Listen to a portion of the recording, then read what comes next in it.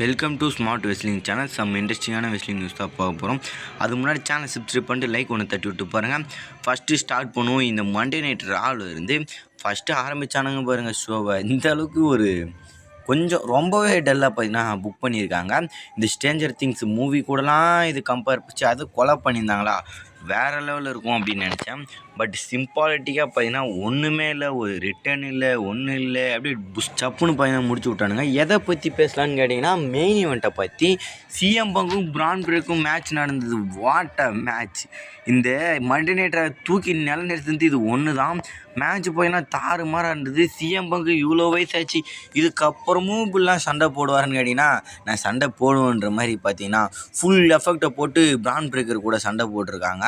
இது இன்னமும் இதோட முடிய போகிறதில்ல போல். பிரான் பிரேக்கர் உக்காந்துரு வாட்டத்துக்கும் சிஎம் பங்கு அங்கே நின்று ஏஞ்சி சாம்பியன்ஷிப்பு காட்டுற வாட்டத்துக்கும் பார்த்தா. ஆனால் இந்த மேட்ச் பெஸ்ட்டாக இருந்தது. அதுக்கடுத்து பார்த்தீங்கன்னா ஏஜே ஸ்டைல் விசஸ் குந்தர், இவங்களுக்கான செக்மெண்ட்டும் தாறுமாறாக இருந்தது. மண்டே நைட் ராவில் நடந்த ரெண்டே நல்ல விஷயம் நடந்தது. இந்த ரெண்டே மென்ஸுக்கான நல்ல விஷயம், இந்த டைட்டில் மேட்ச்சு ஏஜே ஸ்டைலுக்கும் குந்தருக்கும் இந்த ஃபியூடு வச்சது. இந்த எப்போ அடுத்த மண்டே நைட் வரும்னு எதிர்பார்க்குற மாதிரி ஏதோ ஒன்று பண்ணுவோம்னு நினச்சேன். அதேமாதிரி ஜெர்மனியில் இந்த மேட்சை அஃபிஷியல் பண்ணியிருக்காங்க. வரப்போகிற மண்டே நைட்ராக சரியான ஒர்த்து பேப்பர் லெவலில் வைக்கிற மேட்சை மண்டே நைட்ராலே வைக்கிறாங்க. நான் ரொம்ப சந்தோஷமாக இருக்கேன். ஏன்னா இப்போயே ஏஜே ஸ்டைலுக்கும் குந்தருக்கு மேட்ச் நடந்துச்சுன்னா அதுக்கப்புறம் ஏஜே ஸ்டைலுக்கும் குந்தருக்கு ரிட்டைர்மெண்ட் மேட்ச் நடக்காது இல்லை. அதனால் ஏஜே ஸ்டைலுக்கு ஃபைனல் ஆப்போனன்ட்டு வேறு யாருன்னா வருவாங்கள்ல, அதை நினச்சி கொஞ்சம் சந்தோஷமாக இருக்குது. அது மட்டும் இல்லாமல் இந்த மேட்ச் வந்து பார்த்தீங்கன்னா ஜெர்மனியில் நடக்க போகுது. மண்டே நைட்ராக இருந்தாலும் அங்கே சேர்ஸ் எப்படி இருக்குன்னு தெரியும். ஆல்ரெடி ஏஜே ஸ்டைலுக்கு செம்ம பவர் இருக்குது. குந்தரும் பார்த்தீங்கன்னா அவருக்கும் மவுஸ் இருந்தாலும் அந்த இடத்துல, ஆனால் அவருக்கு ஈல்டன் பண்ணுறதுக்கு அவருக்கு நல்ல பூஸ்ட் கிடைக்க போகுது. ஏஜே ஸ்டைலுக்கு நல்ல வரவேற்பு கிடைக்க போகுது. இந்த மேட்ச் எதுக்கு வைக்கிறாங்கன்னா கொஞ்சம் யோசித்து பார்த்தா தெரியும். இப்போது ஏஜே ஸ்டைலுக்கு அவ்வளோ கெப்பாசிட்டி இல்லை. கெப்பாசிட்டி இருக்குது, பெரிய ஆள் தான், இருந்தாலும் டபிள்யூ மொக்க வச்சுருக்காங்களே. இப்போ அவருக்கு சான்சன் அளவு கெப்பாசிட்டி அதுக்கு ஈக்குவல்னாலும் இல்லைனாட்டும் அதுக்கு ஈடு கட்டுற கொஞ்சத்துக்குனாச்சும் வரணும்னு சொல்லிட்டு இப்போ ஜெர்மனியில் ஃபஸ்ட்டு மேட்ச் வைக்க போகிறாங்க.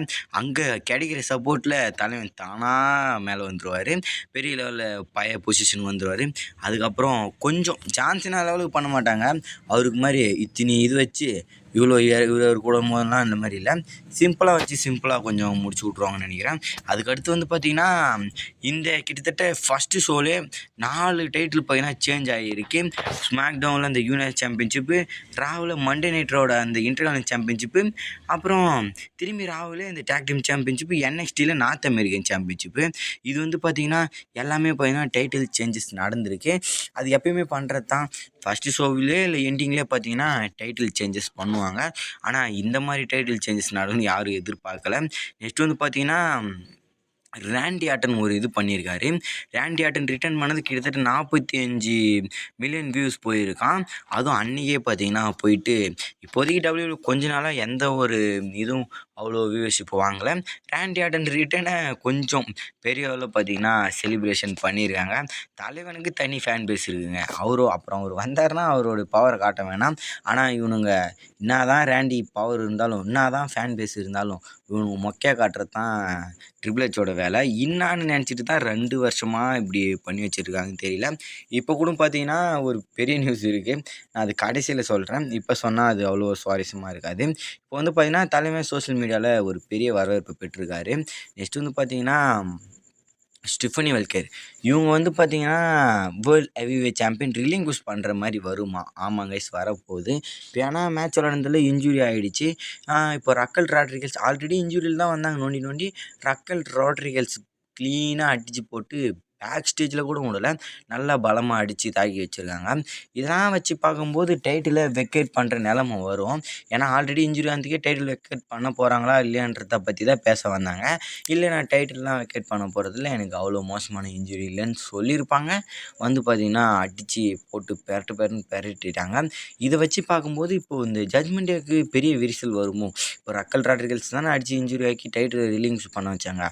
இது சாதகமாக பயன்படுத்தி லிவ் மார்க்குன்னு இப்போ ஏதாவது வைப்பாங்க, உமன்ஸுக்கான பேட்டில் ராயலில் ஏதோ வச்சு அந்த சாம்பியன்ஷிப்பு கொடுப்பாங்க. அதை லிவ் மார்க்குன்னு வின் பண்ணிட்டா ரக்கல் ராட்ரிகல்ஸுக்கு பிடிக்காது இல்லை. இது நான் தான் கஷ்டப்பட்டு டைட்டில் இது பண்ணேன்னு சொல்லிட்டு இவங்களுக்குள்ளே ஒரு பிரிவு ஏற்பட்டு இவங்களுக்கான மேட்சே பார்க்கலாம். கொஞ்சம் பெரிய ஃபியூடில் வைப்பாங்கன்னு நினைக்கிறேன். லிவ் மார்க்கும் ரக்கல் ராட்ரிகல்ஸுக்கும் பார்ப்போம். இப்போதைக்கு நம்ம இப்படி யோசிச்சு வச்சுருக்கோம். பட் ஆனால் இவனுங்க என்ன பண்ண போகிறான்னு தெரியல. டைட்டில் ரிலிங்க்விஷ் ஆகிடும் கைஸ். ஆனால் அதேமாரி NXTயில் ஒரு டைட்டில் ரிலிங்க்விஷ் ஆகுது. இது இன்ஜுரி ஆகிலாம் இல்லை. ஒபா ஃபெமி இவரை பற்றி தெரியும். கொஞ்ச நாள்லேயே ஜெய்ஜென்டிக்காக இருந்து கொஞ்சம் இதிலே பார்த்தீங்கன்னா வேறு லெவலில் பிளேஸை பிடிச்சிருக்காரு ஒபா ஃபெமி. NXTயில் அவர் தீம் மியூசிக்கு அவர் ஆடிட்டு வர விதம் ஸ்டைலிஸு எல்லாமே தாறுமாறாக இருக்கும்.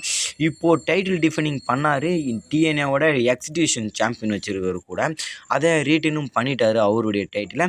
அதுக்கப்புறம் பார்த்தீங்கன்னா எண்டு ஷோவில் முடிவு பார்த்து டைட்டிலை வச்சுட்டு போயிட்டுருக்காரு. என்ன கதைன்னு கேட்டிங்கன்னா ஒபா ஃபெமி மெயின் ராஸ்டருக்கு வர போகிறாரு. ஏன்னா அவர் வந்து ஸ்மாக் டவுன் இல்லை ரா ரெண்டுத்துலேயும் டீஸ் பண்ணுறாங்க. எதில் வருவாருன்னு தெரியல. என்னை பொறுத்தவரைக்கும் மண்டே நைட் ராவில் கொண்டு வராங்களோன்ற மாதிரி இருக்குது.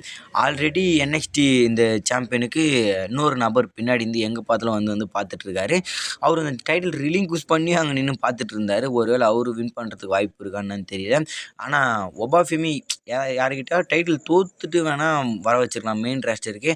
அப்படி வந்தால் தலைவனோட மவுஸ் குறைஞ்சிடும் சொல்லிட்டு WWE பார்க்குறாங்க. அதனால தான் பார்த்தீங்கன்னா டேரெக்டாக டைட்டில் வச்சிருக்கும் போதே அந்த டைட்டில் தானே பார்த்தீங்கன்னா ரிலிங்க்விஷ் பண்ணுற வர மாதிரி பார்த்தீங்கன்னா ஒரு பெரிய லெவலில் பார்த்தீங்கன்னா காட்டுறாங்க. சில பேர் நிறைய பேர் கேட்டிருந்து தான் ஒபா ஃபெமி என்ன தான் ப்ரோ ஆச்சு, இன்ஜுரிலாம் இல்லை. இப்போ 1 வீக் வரமாட்டாரு. இல்லைனாலும் அந்த ஃபஸ்ட் வீக்லேயே வரத்துக்கும் வாய்ப்பு இருக்குது. ஆக மொத்தம் மூவ் அந்த ஒபா ஃபெமி மெயின் ராக்ஸ்டர் எந்த பிராண்டுக்கு வருதுன்னு தெரியாது. ஃபைனலாக வருவோம் ரேண்டி ஆட்டனுக்கும் கோடிக்கும். ரேண்டி தான் ப்ரோ சொல்லியிருக்காரு அடுத்து நான் தாண்டான்ற மாரி.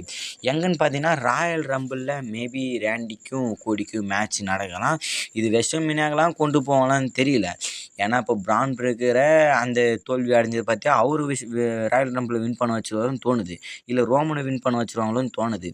அதுக்கு இடையிலே ரேண்டி வின் பண்ண வைப்பாங்களான்றது கொஞ்சம் கஷ்டம்தான். ராயல் ரம்பிள் அதெல்லாம் வின் பண்ணி இவர் போகிறாரு இல்லையோ ஆக மொத்தம் ஸ்ட்ரெயிட்டாக அந்த சாம்பியன்ஷிப்புக்கு மோத போகிறாரு. வேறு இடமா இருந்தால் கூட யோசிக்க தேவையில்ல. ரேண்டி ஆட்டன் ஜெயிப்பாருன்னு கொஞ்சம் நம்பலாம். பட் ராயல் ரம்பிளில் மோதுறாருன்னா கஷ்டம்தான். ஏன்னா கோடி வெஸ்டர்மினா வரைக்கும் டைட்டில் வச்சுருக்க மாதிரி சில நியூஸஸ்லாம் பார்த்தோம். இப்போ ட்ரூவே சாம்பியன்ஷிப் வாங்குற மாதிரி தான் இருக்குது. ட்ரூ இந்த வரப்போகிற ஸ்மாக் டவுனில் சாம்பியன்ஷிப்பை வின் பண்ணுறவருங்கிற மாதிரி இருக்குது. இருந்தாலும் ரேண்டி வந்து இவரை சேலஞ்ச் பண்ணதை பார்த்தா திரும்பி கோடி ரீட்டர்ன் பண்ணிவிட்டு ரேண்டி கிட்டே போவாருன்ற மாதிரி யோசிக்கவும் தோணுது. பார்ப்போம். ட்ரூ கிட்டேயோ இல்லை ரேண்டி கிட்டேயோ சாம்பியன்ஷிப் கொடுத்தா எனக்குலாம் நல்ல சந்தோஷம் கைஸ். எப்படின்னா கேட்டிங்கன்னா ட்ரூ சரியான வில்லன். அவருக்கு சாம்பியன்ஷிப்பு தேவை. தலைவர் 2 வருஷமாக ஃபேஸ் டர்ன் பண்ணியே நல்லா உழைக்கிறாரு. இவருக்கும் சாம்பியன்ஷிப்பு தேவை. ட்ரூ வின் பண்ணாலும் இவரு வின் பண்ணாலும் எனக்கு சந்தோஷம்தான். பட் ஆனால் ட்ரூவுக்கு இருக்குது பவர் கெப்பாசிட்டி. பட் ரேண்டியே எல்லாம் பாவம் பார்க்க ஆரம்பிச்சிட்டாங்க. ஏன்னா அந்தளவுக்கு தலைவனை பாடாப்படுத்துகிறாங்க. ரேண்டி கிட்டே கொடுத்தா கொஞ்சம் நல்லா இருக்கும். ஒன்றும் பிரச்சனை இல்லை. ட்ரூ கிட்டே கொடுத்து அதுக்கடுத்து தலைவன் எலிமினேஷன் சாம்பியன் வின் பண்ணி அது வரையும் டைட்டில் டிஃபெண்டிங் பண்ணவர் ட்ரூ அங்கே. அதுக்கப்புறம் ரேண்டி ஆட்டனுக்கும் ட்ரூவுக்கும் வெஸ்ட் மேட்ச் வச்சா தாறுமாறாக இருக்கும். பாப்பா இவனுங்க என்ன பண்ணுறான்னு. ஆக மொத்தம் ரேண்டி ராயல் ரம்பிளில் மோத போகிறாரு. பை.